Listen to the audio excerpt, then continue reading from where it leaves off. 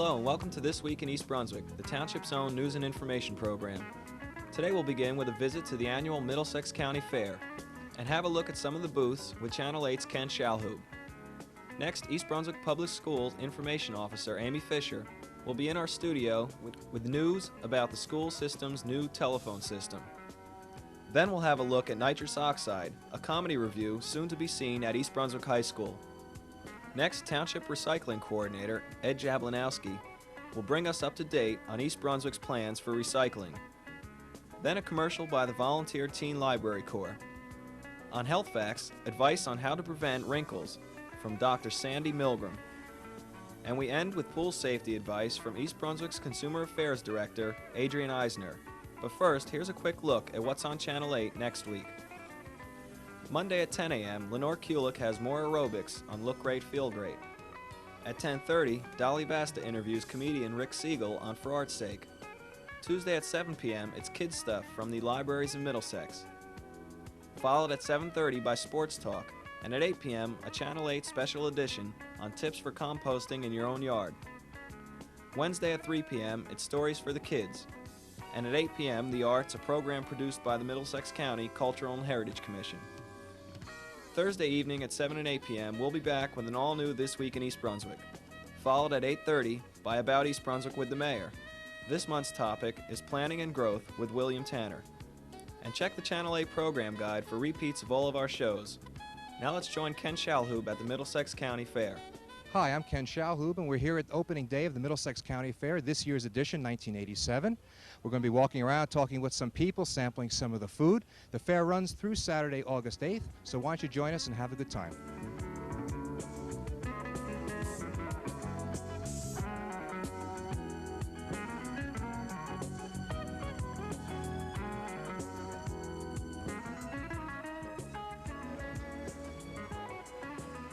The first place we came is where the food smelled the best, and we're standing underneath the dinner tent, and I'm with Mary Ann Maltby. And Reverend John Maltby. And could you please tell us who organized this event and what you have this year for dinner? We're the Miller Memorial Presbyterian Church of Monmouth Junction.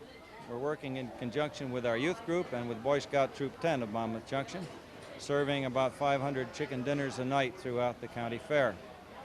This is a meal that consists of a half a barbecued chicken and fresh local corn and baked potato, rolls, butter, Tomatoes, coleslaw, dessert, and beverage. coffee, tea, and beverage. For the price And all for how much? for $6. That's pretty reasonable. Looks like a lot of work, too. It is that, especially at 95 degrees or more today. I told the volunteers we'd pay them double today, which is, of course, double nothing. But Who did the proceeds go to? the County Fair Association employs us to put this meal on for them, so we receive a modest, well, I should say a generous stipend that's divided among our three organizations. And they pay for all the expenses. Yeah, but beside that, I'd like to say that also we are helped by the people from the police department, the first aid squad, the Grange, and all members that are just friends of our church. Well, the food smells really good, and I hope you make a lot of money this year at the county fair. Thank you very for much. stopping by.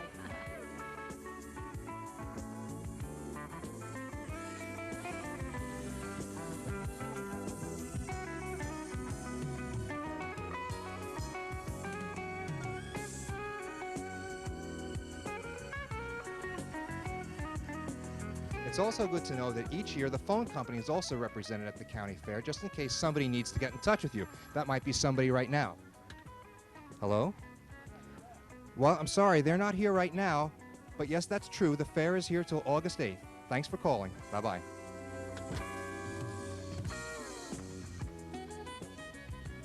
I'm standing here with Al and the stand which has the Mississippi mud cake. We were here last year. I tasted it. It was very good. And I want Al to tell me again about the cake, and also they've got a new addition. Al, first of all, thanks for being with us again. Well, I'm glad you came back for the second time. I told you it was the world's greatest chocolate cake. But before we get into that, Alan, what's your latest addition to the stand? We have the old-fashioned lemonade. Now, everyone says, how do you do that lemonade? I said we do it the old-fashioned way. It's simply lemons, good juicy lemons, water, sugar, lots of ice, shake it up, and you got it. And they think there's some magic ingredient in there. It's just work, that's all. Well, we all know that the old-fashioned way is the best way. Now, tell us about the Mississippi mud cake. The Mississippi mud cake, which originated in New Orleans, was created by a chef who had a restaurant on Bourbon Street. And in the French Quarters, they cook many times with cognac and various types of liqueurs. And he invented the cake, put it in bourbon, old granddad. And when he was done with it, he said, "My God, this is as thick as the Mississippi mud." Oh, that's right. I remember this from last year. Right, the same line. It's pretty good. Well, I'm going to taste it. All the time. Well, I'm going to taste this cake now and see if it's as good as it was last year. Thank you, thank you.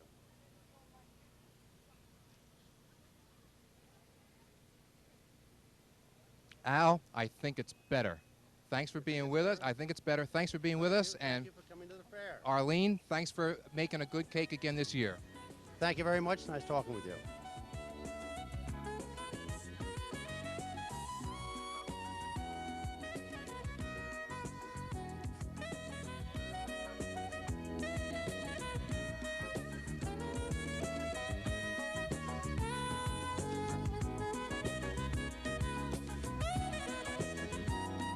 I'm standing here with two lovely girls and a very lovely horse. Would you please introduce yourself to the viewing audience? Krista Saka. And Christine Aber. And what organization do you represent? Silver Spurs for Choice Club. And how is a horse entered, and what kind of judging is performed? Well, when we show them, you show them either an English saddle or a Western saddle. And they have different classes you can go into for like either judging you or the horse or both, horse and rider. And you two are going to be riding your horses? Yes. Thursday and Friday and Saturday. And how are they judged on how well the horse performs and also the appearance of the horse? On both the appearance of the horse and the rider. How well the rider is, you know, such as posting at the trot and things like that. Well, I wish the two of you a lot of luck, and I hope both of your horses win or come close to winning. Thank you. Thank you.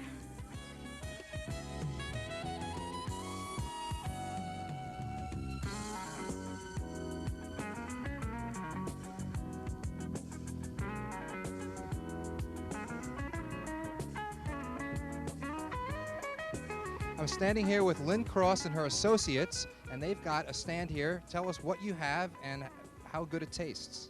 Well, let me tell you how good it tastes. I mean, look at this. Does this not tell you how good it tastes? Fresh roast beef sandwiches, top round. You can't imagine this sandwich with gravy. We have broccoli and cheese potatoes. Come on down, guys. Mike's Place, right on the corner here. We got good lemonade. Come and try it. Come to the Middlesex Fair. I'm standing in front of the giant slide, and who do I have with me? Joey Straczynski from Spotswood, New Jersey. Billy Joe Monday from East Brunswick. Dawn France from East Brunswick. These three brave souls are going to try out the giant slide, so let's check it out.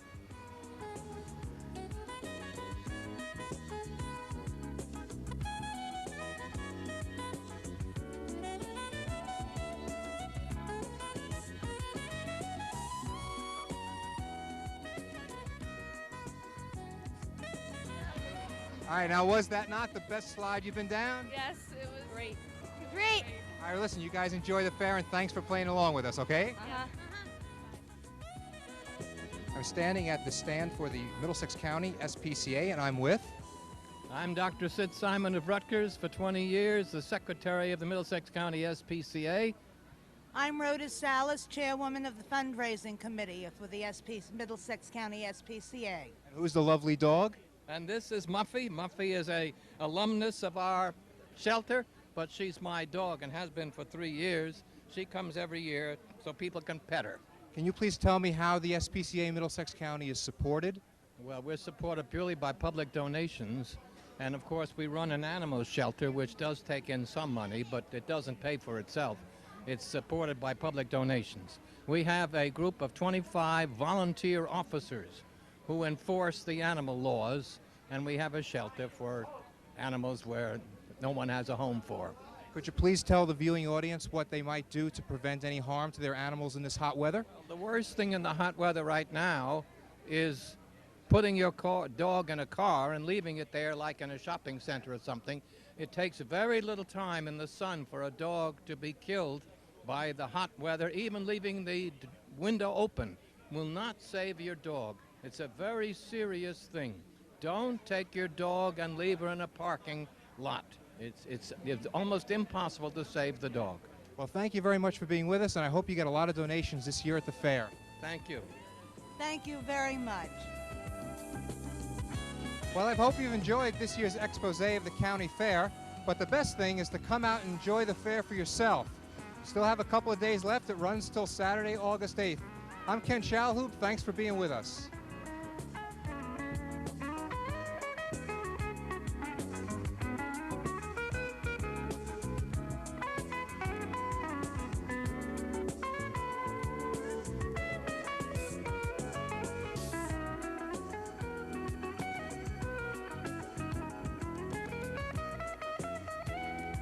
Hi, I'm Amy Fisher.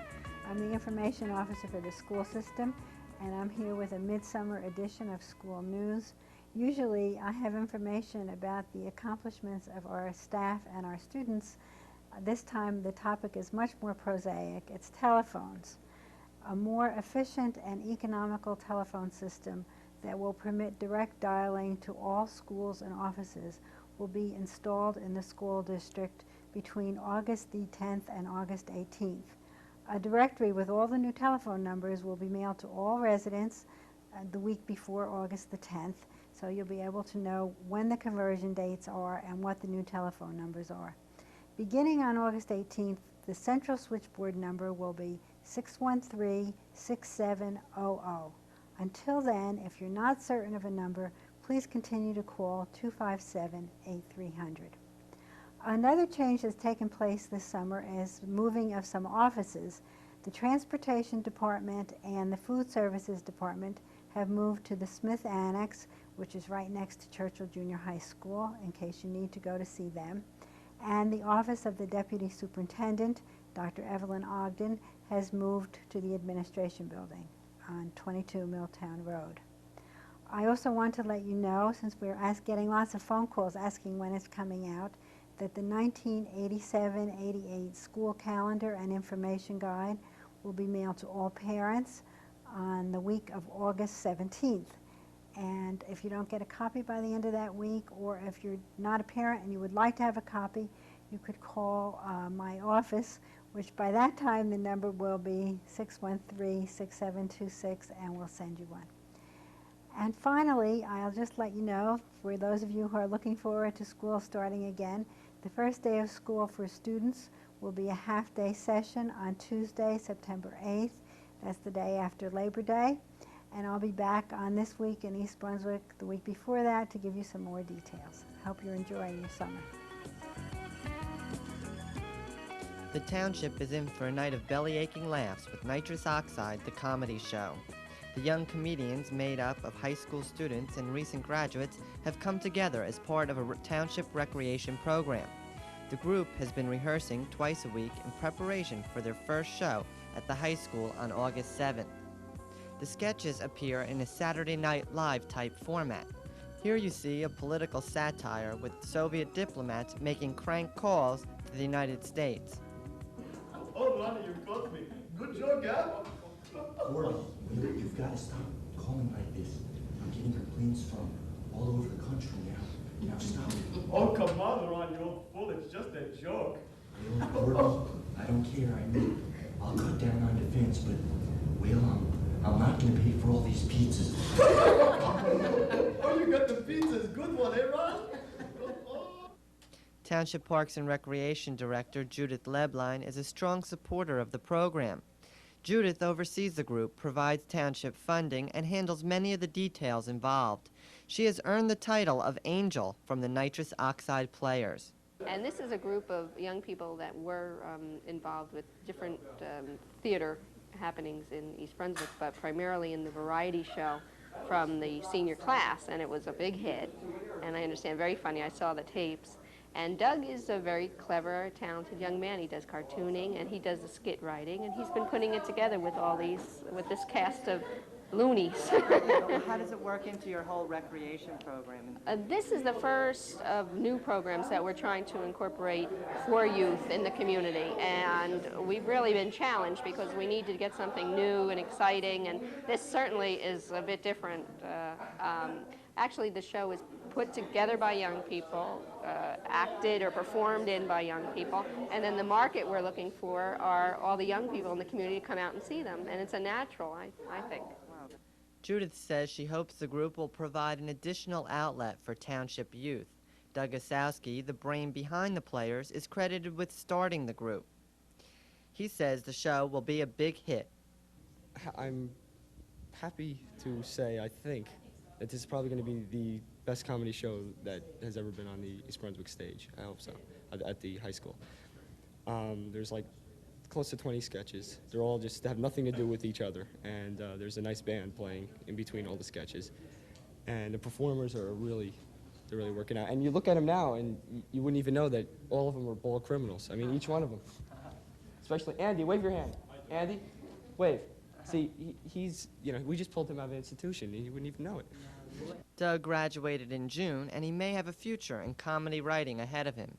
At least that's what performers Beth Ann and Leah think. It's very ingenious what Doug comes up with, because every sketch is different. He hates the word skit, so every sketch is very different from every other sketch, and they're very funny. When you read them, you say, "Oh, they're not so funny," but once you see them with all the staging gags, it's hysterical. Nitrous Oxide, the comedy show, will be performed August 7th at 8 p.m. in the high school auditorium. Tickets are $2 and can be purchased at the door or at the township's recreation department. An epidemic threatens the small town of East Brunswick, New Jersey. Many people have been overcome with boredom and have forgotten their library card. Some haven't even gotten one. Oh, gee, nothing to do. Nobody around to play ball, and all the stores are closed. I don't know what I'm gonna do. I know. I'll get to my East Brunswick Public Library and take out a good book. There I can read it, enjoy it, and learn something too. Let me get my card. Oh no, I left it home. Now what am I gonna do? Back to boredom. To prevent this from happening to you, carry your library card with you at all times. If you have one, use it, and if you don't, get one. Your library card. Don't leave home without it. Hello, my name is Ed Jablinowski, and I'm the recycling coordinator for East Brunswick Township. As you may know, the township implemented a twice-a-month curbside collection system for aluminum cans and glass containers beginning on August 1st, 1987. Basically, we're going to collect color-separated glass and aluminum cans twice per month on the same collection days as our current newspaper program. Let me just talk a little bit about the containers and how I recycle them in my house. And maybe you can get some ideas from this, and maybe you have a better way. But first off, I'd like to talk about aluminum cans. Most aluminum cans are soda and beer, and you can usually read on the side of the can, it'll say all aluminum can or aluminum please recycle. We'll also be collecting clear glass, brown glass, and green glass. Now, what I do in my home is I save these containers in my kitchen, and then I place them in a paper bag next to my regular garbage can in the kitchen, and I take them to my collection area in the basement. So that's what I'm going to do right now, and when we get into the basement, I'll show you some of the things that I have to do to prepare my glass for the township's program.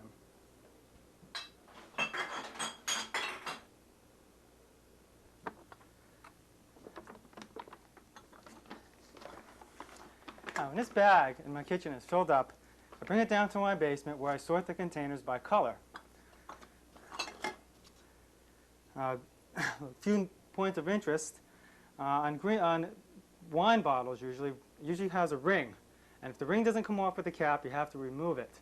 So I use just a pair of wire cutters, and I discard this ring.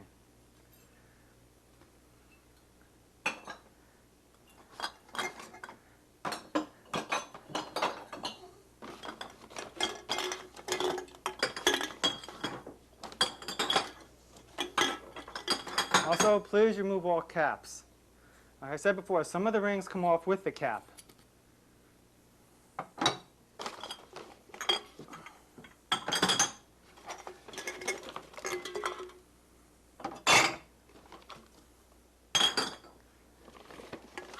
Now, as I mentioned before, we'll be collecting aluminum cans, And if you got our flyer in the mail, I've asked that you please crush the cans. This makes for a more efficient collection. The easiest way to crush a can, simply just to pinch the sides and to step on it. Okay, stop.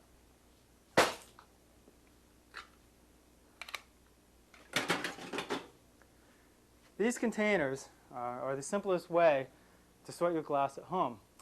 Beginning August 15th, Kmart will be stocking these containers. There'll be 4 containers for $9, and it'll be available starting August 15th at Kmart.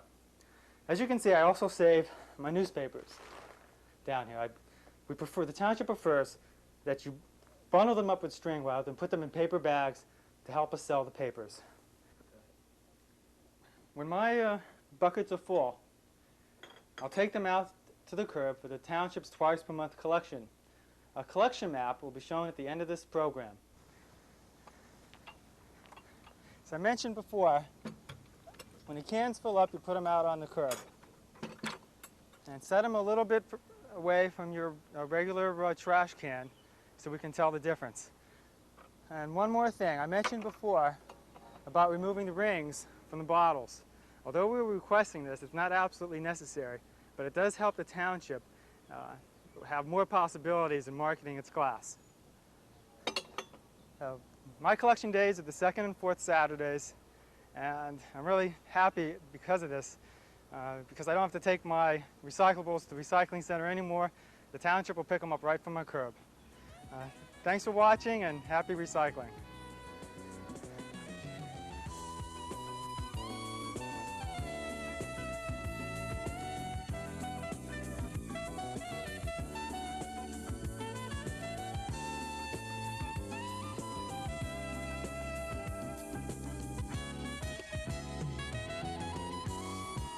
And now for Health Facts with Dr. Sandy Milgram. Dr. Milgram is Assistant Professor of Dermatology at the Robert Wood Johnson University Hospital and is in private practice in East Brunswick. Did you notice some wrinkles the last time you looked in the mirror? Well, wrinkling is caused from 3 different things. Firstly, from chronic sun exposure.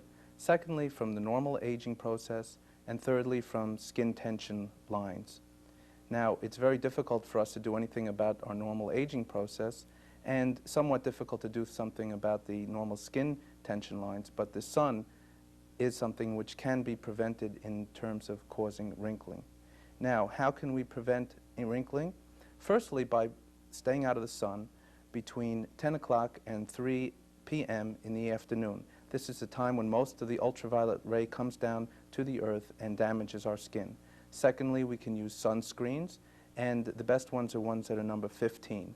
The sunscreens, which are non-acneogenic or don't cause acne and non-irritating to the skin, are probably the best. And some can even be used as a base for makeup.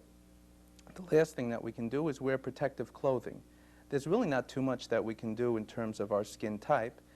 As many people know, black skin tends to age less slowly than white skin by virtue of the fact that the pigment cells help to protect our skin.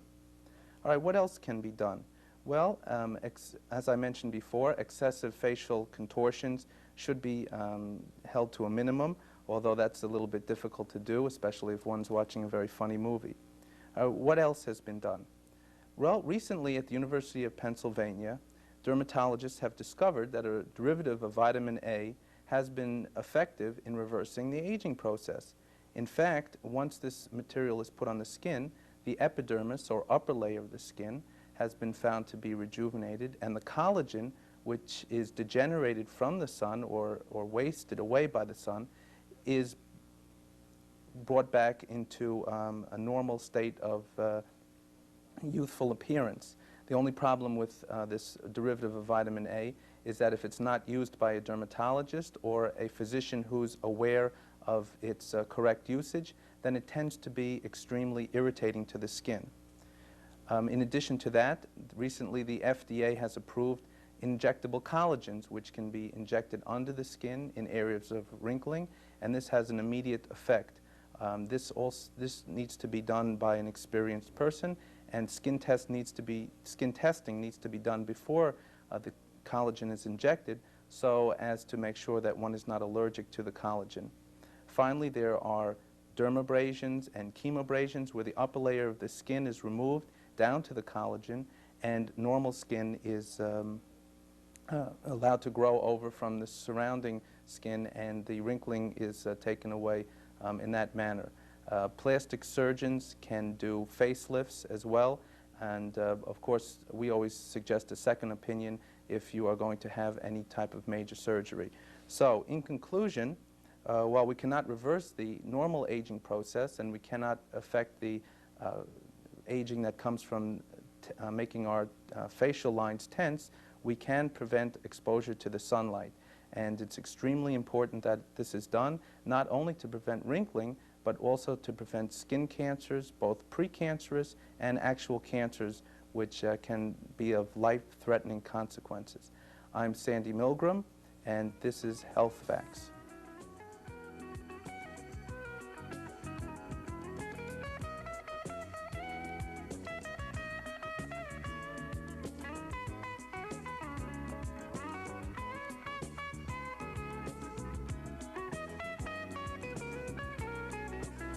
Hello, and welcome to Consumer Aware. I'm Adrienne Eisner, Director of the East Brunswick Consumer Affairs Office. Now that we are into the pool season, it is important for adults to exercise some precautions so that potential tragedies and pool accidents can be averted. Unfortunately, because many people are not careful about following simple rules, an estimated 260 children under the age of 5 will drown this year in the United States, many of them in backyard pools. Here are some important pool safety tips. Never leave a child unsupervised near a pool. Even children who know how to swim should not be considered drown-proof. Instruct babysitters about pool hazards to young children and the need for constant supervision. Completely fence the pool and install self-latching gates. Keep all doors and windows to the pool area secure. Do not use flotation devices as a substitute for supervision. Keep tables and chairs well away from the pool fence to prevent children from climbing into the pool area. Keep toys away from the pool area because a young child playing with toys could accidentally fall into the pool. Have a telephone at poolside to avoid having to leave children unattended to answer a telephone somewhere else. Learn CPR, cardiopulmonary resuscitation. Children are not the only potential victims of swimming accidents. Divers of all ages, especially teenagers, are subject to head injuries and paralysis if they hit the bottom or side of a swimming pool. Never dive into above-ground pools. They are too shallow. Don't dive from the side of an in-ground pool. Enter feet first. Dive only from the end of the diving board and not from the sides. Dive with your hands in front of you and always steer up immediately upon entering the water. Never slide down a pool slide head first. Slide down feet first only. I hope that you and your family will take the time to review these precautions and follow them to avoid a tragic accident this summer. If you have any further questions or need more information about consumer problems, please contact us at the East Brunswick Consumer Affairs Office. We're in our office Monday through Friday from 9 a.m. until 5 p.m. The telephone number is 390-6954. Thank you for joining me on Consumer Aware. See you again next time.